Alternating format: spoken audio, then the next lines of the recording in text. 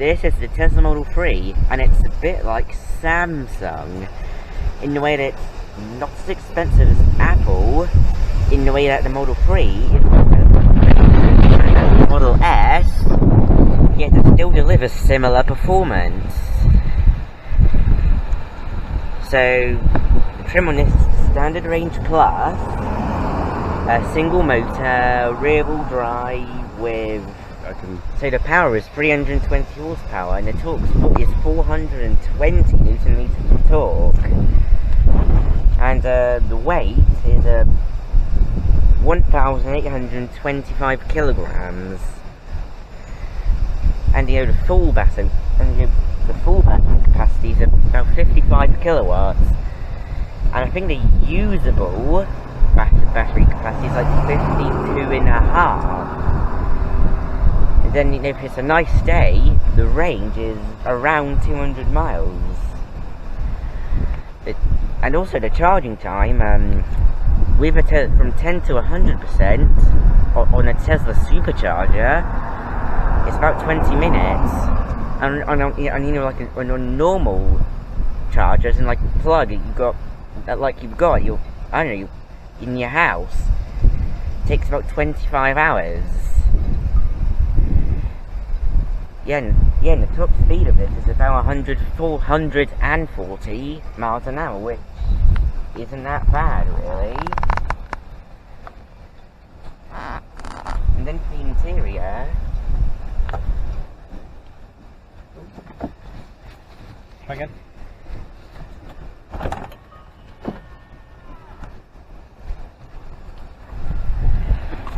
And then for the interior... not sure if you'll be able to see that well, but just here, some hidden air vents.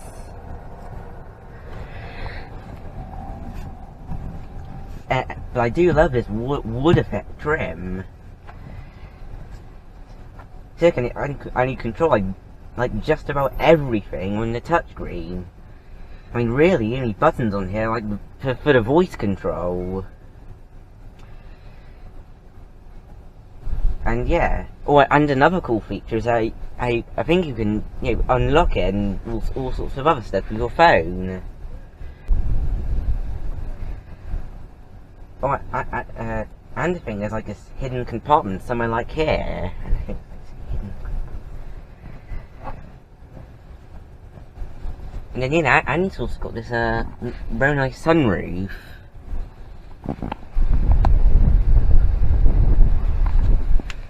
And then when you're like on the motorway and you want to indicate, and then it shows like this camera, so you don't have to look behind. So you...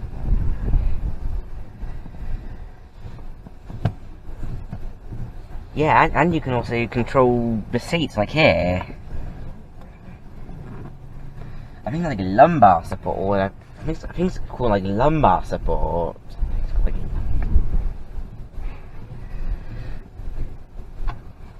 And yeah, I think it's like a 15-inch touchscreen in this. And yeah, I think you can open the boot, open the fruit, which is a front boot. There you go. And then you can just pick it up. And here we are, here's the fruit. I mean, it's quite a lot of space here for it. I mean, it's quite reasonable amounts of space. Okay.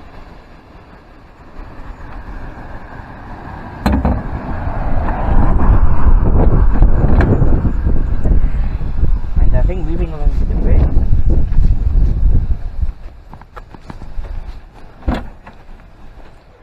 The boot capacity is like 425 litres.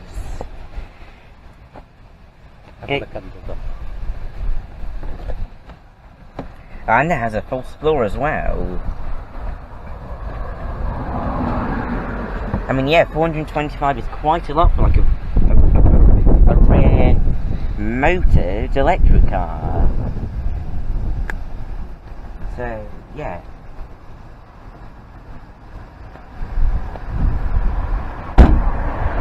I just noticed that the reversing camera's here.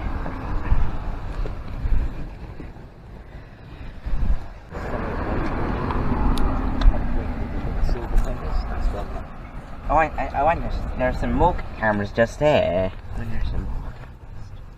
And on that. So yeah, obviously being an electric car doesn't have a grille, so that's why I think it kind of looks like a fish. Not sure why, but I think it kind of does a little bit. And I think there's like a camera just over there. I think it like senses the road. Yeah, it sees like in front of you. So yeah, and I think you can also get a white interior for that for it. So yeah. And I think you can get some other materials for the dashboard trim as well. Not just that wood effect.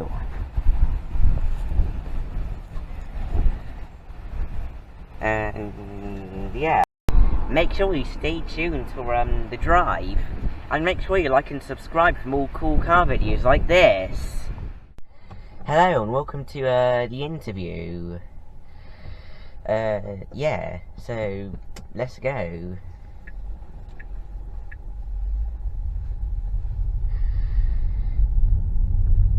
So why exactly did he buy this? Ooh, tricky question. Because it was different for a start. I like the power. I like the speed of the car as well, and the handling is really nice. It feels a really nice solid car, and it's much easier to drive actually than almost any other car I've ever driven. Yeah, so yeah, and obviously it's electric, so if you do put your foot down, so, and it's obviously instant torque. Very much so, yes.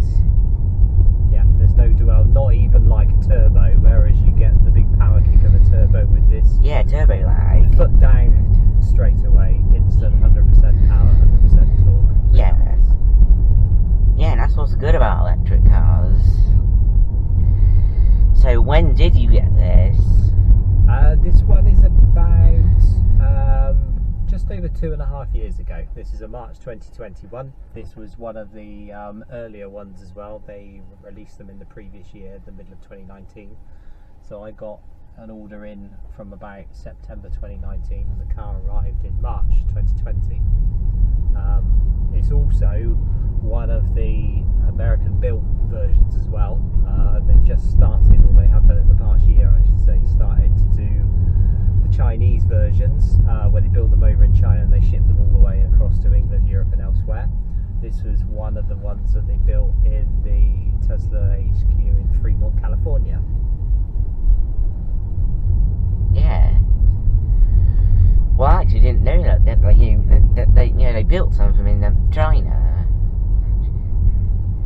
That's right. They've just started building some other ones. The Model Y, I believe, is also now being built in Germany, in Berlin.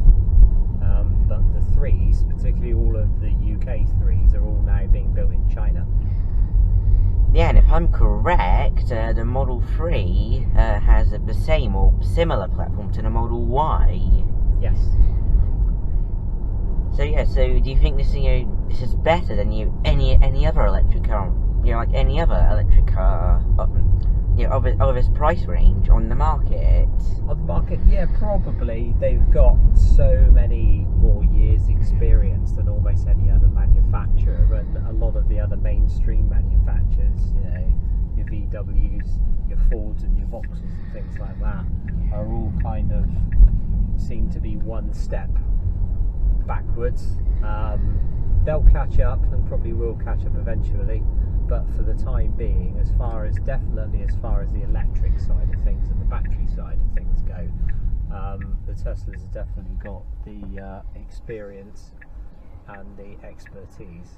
Yeah, because they made like their first car like 14 years ago, so they definitely know what they're doing.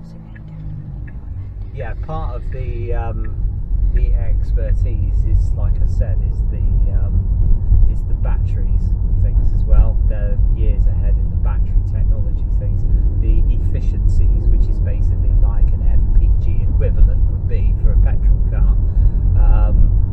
These cars are so much more efficient than any other car. If you had a Nissan Leaf maybe, it's got the same size battery as this, but the actual range is far less, and the power is far less as well. So with this you've got range and power for the same size.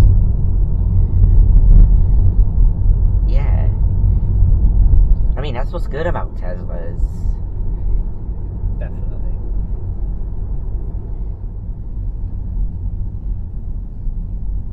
Yeah, I mean, yeah, definitely. I mean, yeah, like this is definitely like worth the 40 grand.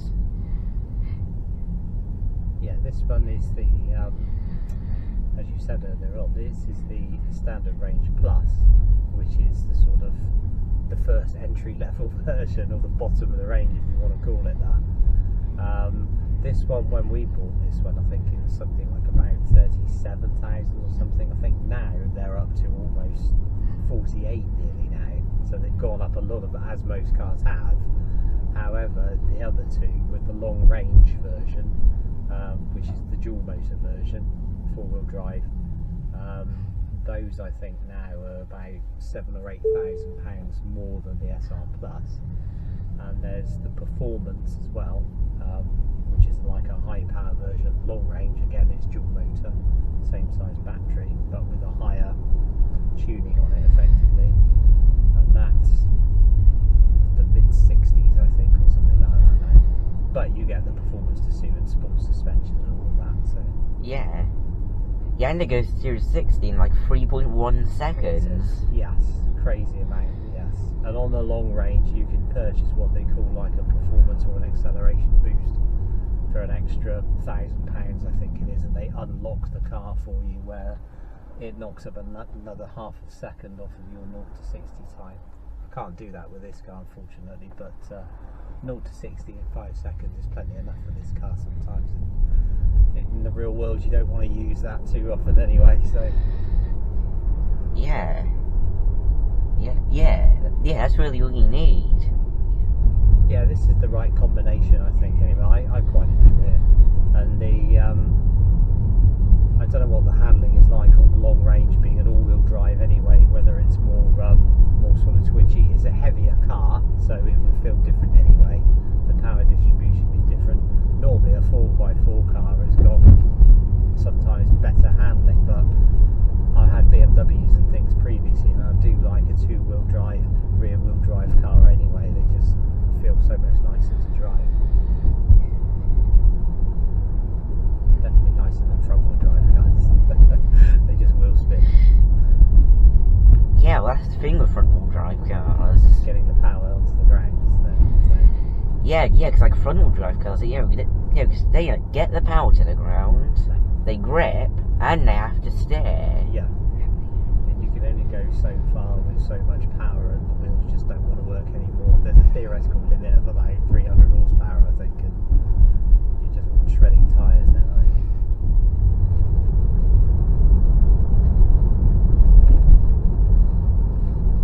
So as far as stuff like options and things go with these cars as well, you can only specify, I think with this one there's 2 things you can specify now, and it's you can have 2 different types of wheels. You can have the standard wheels, which this one's got on it, which are the 18 inches as you said, or you can specify it with the sports wheels, which are a 19-inch version, which are more of a silver alloy type thing. But that's quite a pricey option. You're talking about an extra £2,000 I think they charge for that, just for the wheels, which is a lot. Or you can specify the 2 different interior types of build as well, which is either the black, which is standard as normal included, or the white. Apart from that, those are the only 2 options they do. So I think right here is a wireless charger. And then here, like this massive storage area. I think there's like this little USB thing, whatever it's called, where SSD. yeah, SSD, where you can record the cameras.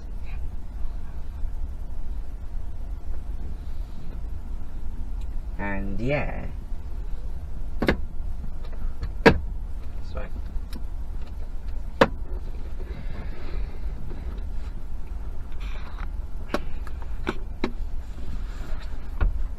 And yeah, then in here is also this another storage area.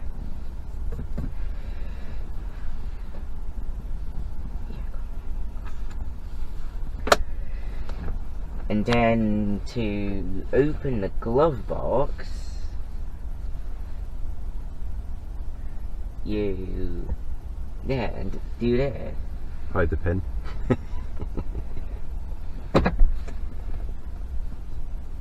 Yeah, and I think and you used to be able to just open the glove box without entering your PIN. Now you have to enter your PIN before you open it.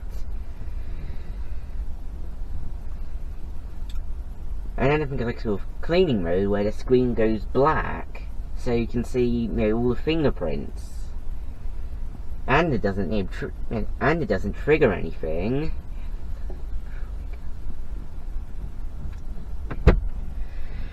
So yeah, like and subscribe. Yeah. So this is the thing where I can change all the setups of the thing. So the actual charging, I can set how much of a range I want to do. So I can open the actual charging point and I can slide this like bar graph up and down to see how much I want to fill up. So if I only want to say fill the tank up, let's call it, halfway, I just slide this little bar across to a halfway point, and when it reaches 50%, it would then stop charging, because you don't always, for whatever reason, want to charge it all the way. Particularly if you're doing it somewhere else and you're paying for it. And this is, I usually leave it at 90%, like that. So yeah, and this is, you can set how much of a charge rate, how many amps you're going to charge into it and stuff as well, so you can slow the charge down and things like that if you wanted to. Also pilot, I'll give you a demo on that in a minute. And the pedals, this is the chill and standard, so this is the power mode, and this is the steering. So this either makes it quite stiff and harder to steer when it's in sport mode and standard. I like it in comfort mode because it's nice and light, and I really like steering. And the stopping mode, this is basically like an automatic car. So if you have an automatic car, normally as soon as you take your foot off of the brake, because the engine it runs, it tries to sort of like drive forward slowly. This will do what that does. That's called creep mode. Okay, so if I go backwards, I'll just show you what that does. That's the reversing camera, by the way. So if I put it into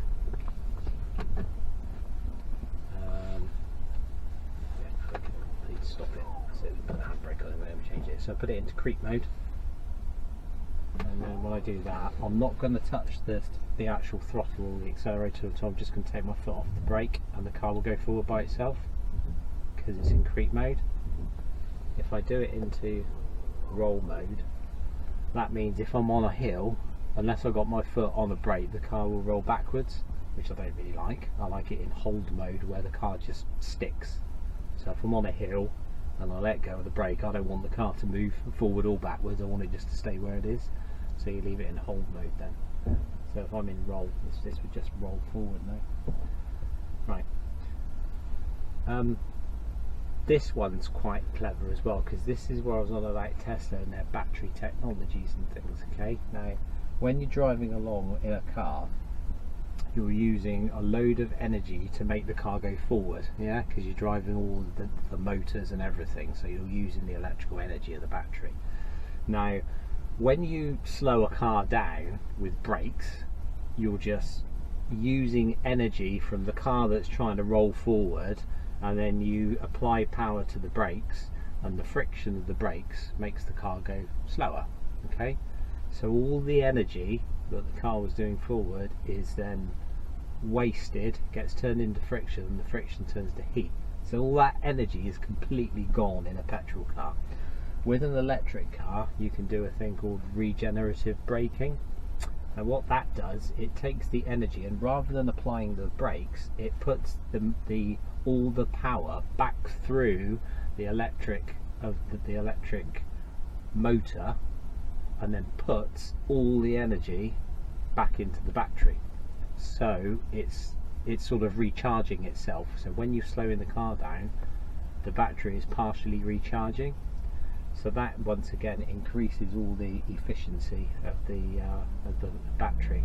So it kind of is like self-charging to a degree, and it's every little half a watt here, half a watt there, and it all mounts up on a long journey. So you can go much further on a smaller charge. Right, I'll give you a demonstration of regenerative braking as well, because if I go forward, right, the entire time when we drove down here, I didn't use the brakes at all on this car, the actual car itself. As soon as you know when you go to the fun zone, you go on bumper cars or something like that, and you take your foot off the throttle, don't you, and the car just sort of stops itself down. That's what this car does. It doesn't apply the brakes. I actually have brakes if I want to use them, but I don't use them very often. So it's the regen of the battery that slows the car down, so it's feeding back to the battery. So if I go forward now, I'll go to that car over there, and if I'm not going to touch the brakes at all, right? So I'll just take my foot off the throttle now, and that's the regen, that's not the brakes. So that little bit of power then went back into the battery, and you'll see that up on that top line there underneath chill, right? It goes black if I'm accelerating and using power. See it there? And if I take it off, it'll go green. A little bit of green. That little bit of green is the green going back into the battery. And if you watch it when the car's actually driving, it'll go all the way up here and it'll go all the way back down, depending if I'm speeding up or slow it down. I'll also change that from chill to standard, so you'll feel the difference in the drive. So here again, I'll take my foot off the brake, and I'm not using the brake at all. It's just stopping itself, and it will stop on the downward hill, and it will just stick like glue. There.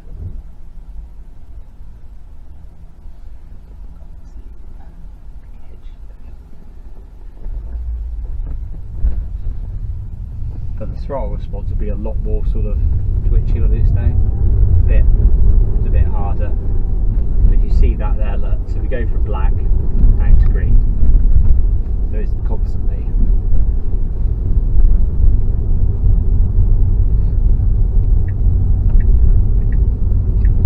Cameras.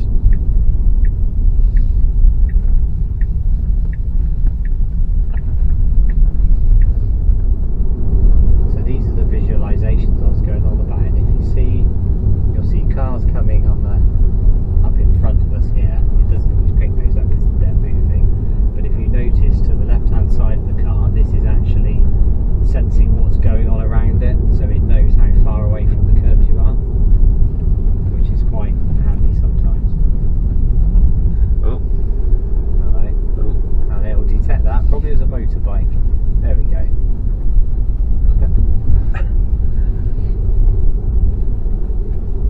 Right, shall I give it a throttle blip? Yes. Hanging on. Alright, I'll do that on the side. Now it's got instant power, so when you press it, it will go like that back on the thing, alright? Yeah. So it's not that bad.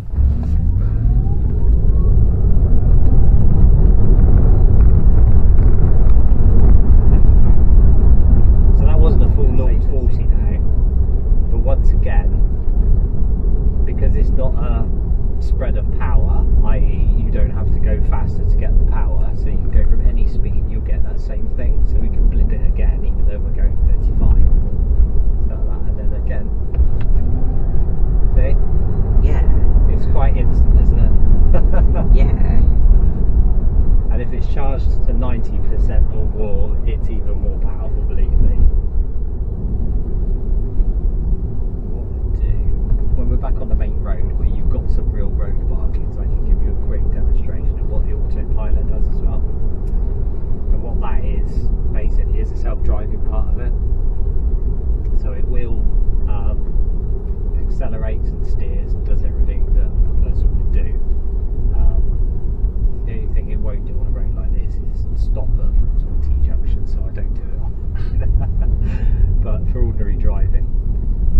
motorway in particular is ideal for that.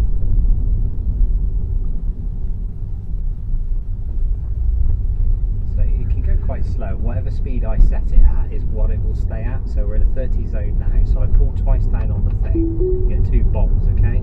I can take my foot off that throttle now, and I'm not touching anything in this car anymore, okay? So we're only going at 22 miles an hour, but I'm not doing anything. This car is driving itself practically, so that's all it's doing. So go around the corner, look, steer, it's doing all that. The only thing it asks you is once every so many seconds to actually touch the steering wheel, just to say that you're still there and you're looking after the car. There you go, it spotted that car, look at it slowing down. So now it's speeding up again because it knows that the road is clear. And the blue lines are indicating it's actually seeing that portion of the road and it's keeping smack in the centre of the lane.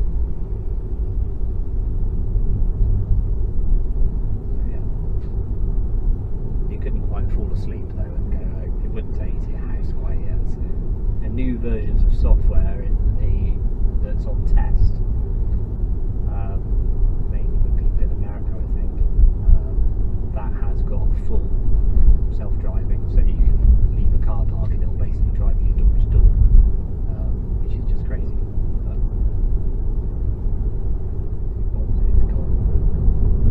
not the sort of thing you ordinarily use around town, just not made for that. It's made for faster roads like, you know, dual carriageways and motorways and things like that.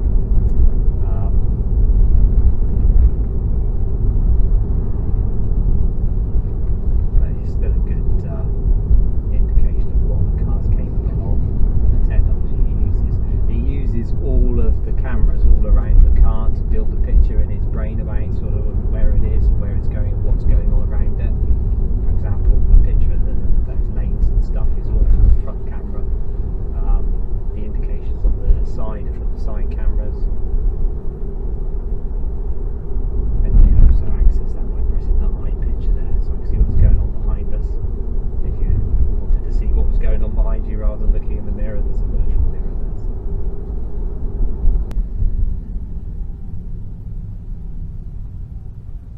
So you can see the visualisation of the cars now as I get closer. Give me an indicator. There you go. Look. It tells me how far away I am with an orange thing, and it's on hold.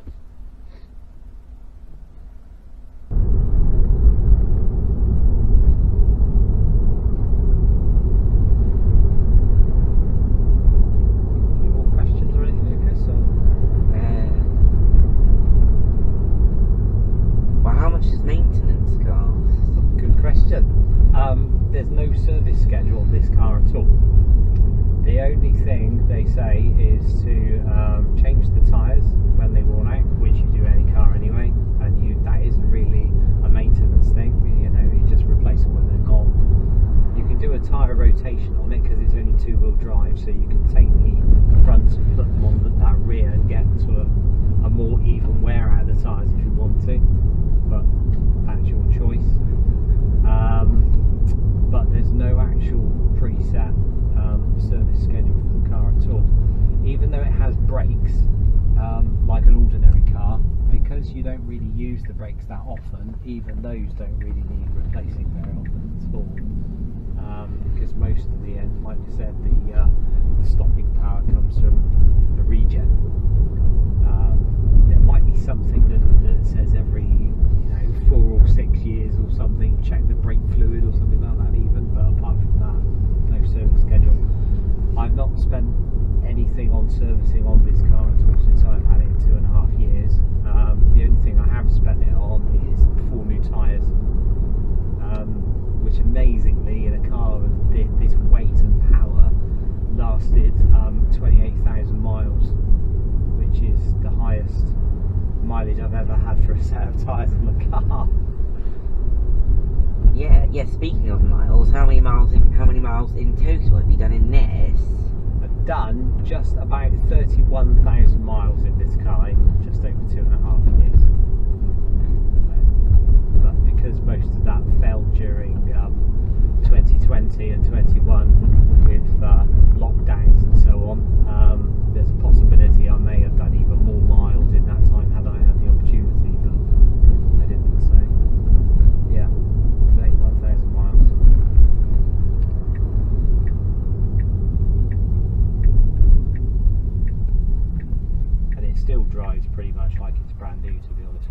doesn't feel any different than one I've.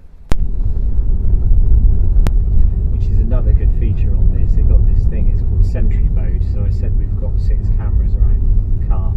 So when you park it, you can switch on a thing called Sentry Mode, which means that if anybody comes close to your car, it automatically stores off a recording. I'll see you in the next video, and make sure to like and subscribe.